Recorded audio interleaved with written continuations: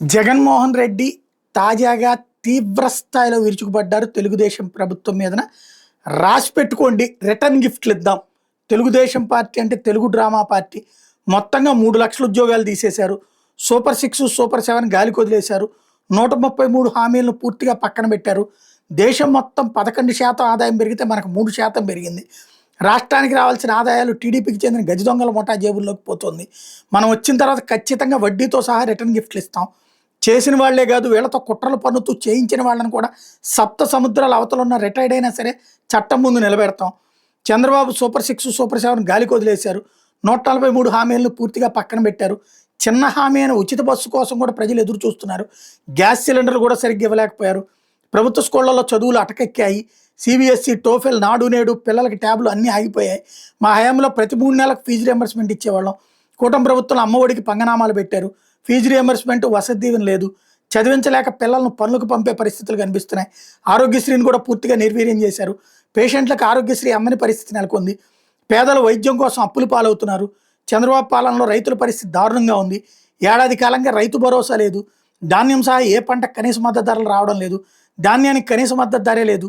GLT రూపంలో ప్రతి ఎకరాకు 10,000 అదనంగా రైతుకు వచ్చేది. మిరప, పత్తి, చీని, టమోటా, పొగాకు ఇలా ఏ పంట తీసుకున్న రైతులకి ధరలు రావడం లేదు. రైతు బ్రతుకు దళారీ పాలైంది. ఏడాది కాలంలో ఒక్క ఉద్యోగం కూడా ఇవ్వలేకపోయారు. ఉన్న ఉద్యోగాలు పీకేస్తున్నారు. 2.6 లక్షల మంది వాలంటీర్లు, 15,000 మంది బెవరేజెస్ కార్పొరేషన్లు, రేషన్ వాహనాల మీద ఆధారపడ్డ 20,000 మంది, ఇలా మొత్తంగా 3 లక్షల ఉద్యోగాలు తీసేశారు. మన పాలనలో ఉద్యోగస్తుల్లో చంద్రబాబు విషం నింపారు. ఇప్పుడు ఒక్కళ్ళకి ఐఆర్ ఇచ్చిన పాపాను పోలా. పీఆర్సీ లేదు. 3 డిఏలు పెండింగు, బకాయిలు పెండింగు. చంద్రబాబుని ఎందుకు తెచ్చుకున్నామని ఉద్యోగులు తలబట్టుకుంటున్నారు. ఏ వర్గం కూడా సంతోషంగా లేదు. ఇసుక, మట్టి, సిలికా, క్వాడ్జు, రాజధాని పనులు, లిక్కర్ ఇలా దేన్ని వదలకుండా దోచేస్తున్నారు. వైఎస్ఆర్సీపీఎంలో మనం 2.73 లక్షల కోట్లు డీబీటీ చేశాం. జగన్ చేశాడు. ఇప్పుడు చంద్రబాబు ఎందుకు చేయలేకపోతున్నాడు? మరణం తర్వాత ప్రతి ఇంట్లో నేను బతికే ఉండాలని ఆశపడ్డాను. అందుకే నేను ఇచ్చిన మాట నిలబెట్టుకోగలిగాను. కానీ చంద్రబాబు బటన్ నొక్కడం లేదు. దోచేసుకోవడం, దోచేసింది పనిచేసుకోవడం చేస్తున్నాడు. రాష్ట్రానికి వచ్చిన ఆదాయాలు కూడా తగ్గిపోయాయి. దేశం మొత్తం 11% పెరిగితే మనకు 3% పెరిగాయి. రాష్ట్రానికి రావాల్సిన ఆదాయాలు టీడీపీకి చెందినట్టు గజ దొంగల ముఠాల జేబుల్లోకి వెళ్ళిపోతుందంటూ తీవ్ర స్థాయిలో విరుచుకుపడ్డారు. దానికి సంబంధించినటువంటి ఒక స్పీచ్ విందాం. ఆ ఎన్నికల మేనిఫెస్టో వాళ్ళ ఇంట్లో కాపీ ఉంది.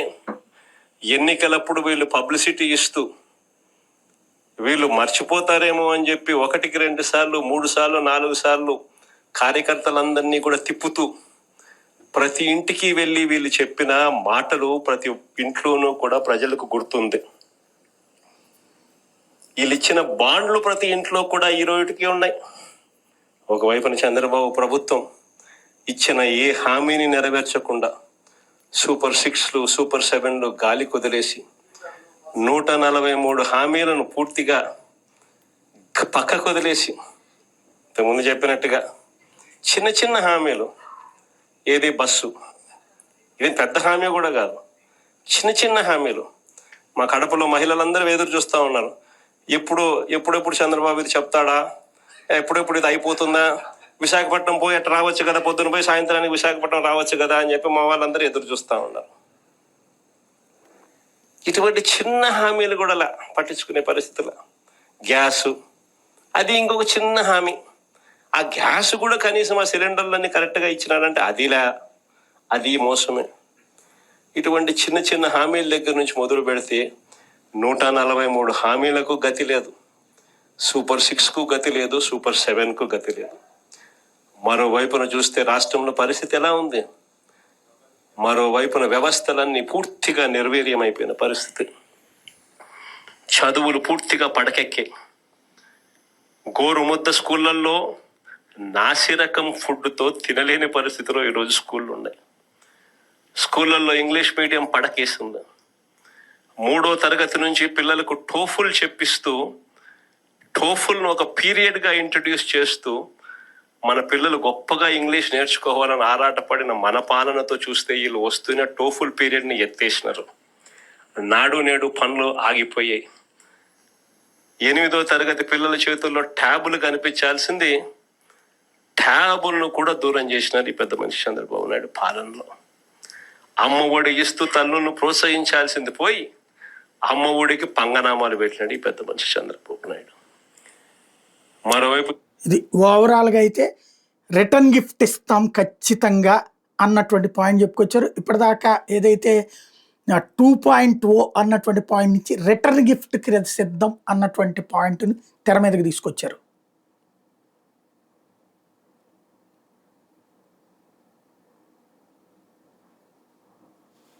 కూడా నేను మీ అందరికీ కూడా చెప్పేది ఒకటే, ఎల్లకాలం ఈ ప్రభుత్వం ఇలా సాగదు. ఈరోజు నిజంగా ఏ వర్గము కూడా సాటిస్ఫైడ్గా లేదు. చంద్రబాబు నాయుడు గారి హయాంలో ఈ ఏడాదిలో ఒక్కటంటే ఒక ఉద్యోగం రాల. పైగా ఈయన వచ్చిన తర్వాత ఉద్యోగాలు ఈయన ఊడబెరికింది ఎంతమందియో తెలుసా? 2,60,000 మంది వాలంటీర్ల ఉద్యోగాలు హూష్ కాకి. ఈయన వస్తానే 15,000 మంది ఏపీ బ్రివరేజెస్లో పనిచేస్తూ ఉన్న కాంట్రాక్ట్ ఎంప్లాయీస్ హూష్ కాకి. ఈయన వస్తానే రేషన్ షాపుల్లో రేషన్ బండ్లు పెట్టుకుని నడిపిస్తూ ఉన్న 9,800 మంది వాహనాలు, ఒక్కొక్క వాహనంలో 2 పనిచేస్తారు, 20,000 మంది ఉద్యోగాలు హూష్ కాకి. ఈ మనిషి వచ్చిన తర్వాత ఉద్యోగాలు కొత్తవి ఇవ్వడం దేవుడెరుగ్గానే ఉన్న ఉద్యోగాలు ఏకంగా 3 లక్షల పైసలకు ఉద్యోగాలు హూష్ కాకి ఈయన వచ్చిన తర్వాత. ఉద్యోగస్తులు ఆ టైంలో ఉద్యోగస్తులకు ఏమేమో చెప్పి మన మీద విషం నింపి వాళ్ళందరినీ కూడా చంద్రబాబు నాయుడుకు మోసం చేసినాడు. వాళ్ళ పరిస్థితి ఏమిటి అని చెప్పి చూస్తే ఈరోజు కొత్తగా ఒక్కరికి కూడా ఇంతవరకు ఐఆర్ ఇచ్చిన పాపాన పోల. పిఆర్సీ లేదు, ఐఆర్ లేదు, 3 డిఏలు పెండింగ్, బకాయిలు పెండింగ్. ఉద్యోగస్తులు అందరూ కూడా ఈరోజు ఎందుకయ్యే తెచ్చుకున్నాం ఈ పెద్ద మంచి చంద్రబాబు నాయుడు అని చెప్పి తలపట్టుకుంటా ఉన్నారు. ఈరోజు ఉద్యోగస్తులందరూ కూడా చంద్రబాబు నాయుడు గారిని నమ్ముకొని ఇంతవరకు ఏ వర్గం కూడా సాటిస్ఫైడ్గా లేని పరిస్థితులు ఈరోజు రాష్ట్రంలో కనిపిస్తూ ఉన్నాయి. మరోవైపున విచ్చలవిడి కరప్షన్, ఎక్కడ ఏది వదలడంలా, ఇసుక వదలడంలా, మట్టి వదలడంలా, సిలికా వదలడంలా, క్వాడ్స్ వదలడంలా, లిఖర్ వదలడంలా. ఇంకా రాజధాని గురించి నేను చెప్పాల్సిన పనుల మన సుదీర్ఘంగా 2 గంటల సేపు చెప్పిన ఏ రకంగా కొత్త కొత్త పద్ధతుల్లో ఏదో స్కాములు చేస్తూ ఉన్నాడు అని చెప్పి. ఎక్కడ ఏది వదలకుండా విచ్చలవిడి కరప్షన్ జరుగుతూ ఉంది. ఇవన్నీ ఎందుకు చెప్తా ఉన్నాను అంటే, ఇంత మంచి చేసిన మనకే ఇవన్నీ ఏవీ లేవు, మన హయాంలో లేవు. కాబట్టే మీ అన్న, మీ తమ్ముడు, మీ బిడ్డగా ఉన్న మీ జగన్ 2,73,000 కోట్ల రూపాయలు బటన్ నొక్కగలిగాడు.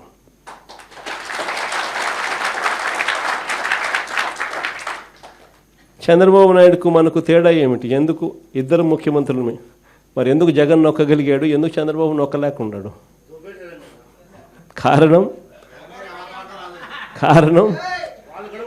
కారణం జగన్ ఆశపడింది ఏదానికో తెలుసా? జగన్ ఆశపడింది కీర్తి కోసం. చనిపోయిన తర్వాత కూడా ప్రతి ఇంట్లో బ్రతికే ఉండాలని తాపత్రయపడ్డాడు జగన్. అందుకే ఎక్కడా కూడా రాజీ పడలా. 2,73,000 కోట్లు బటన్ నొక్కగలిగాడు మీ జగన్.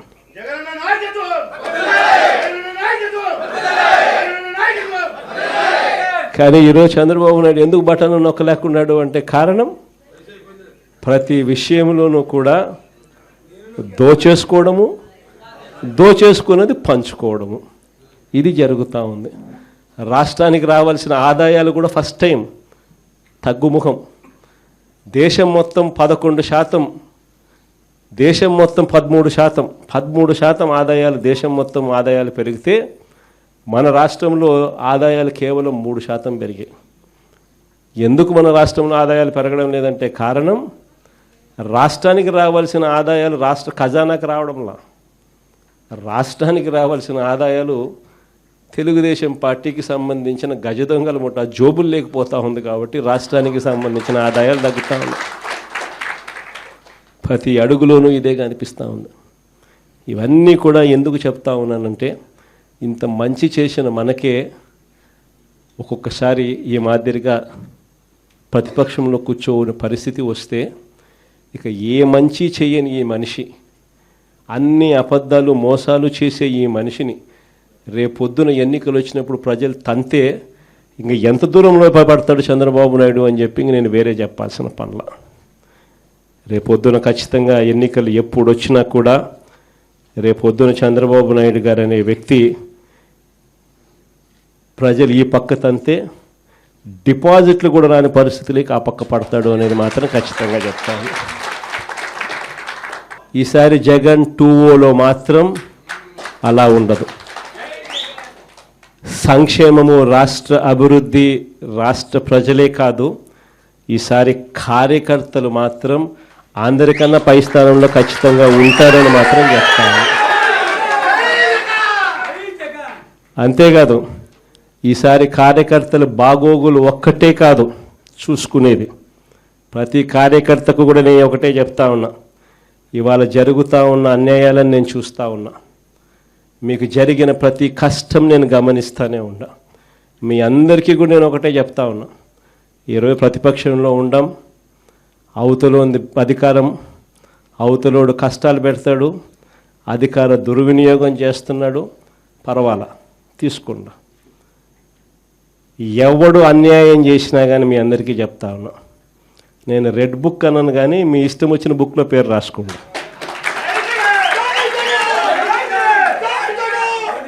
మీరు ఏ పుస్తకంలో పేరు రాసుకున్నా పర్వాలా.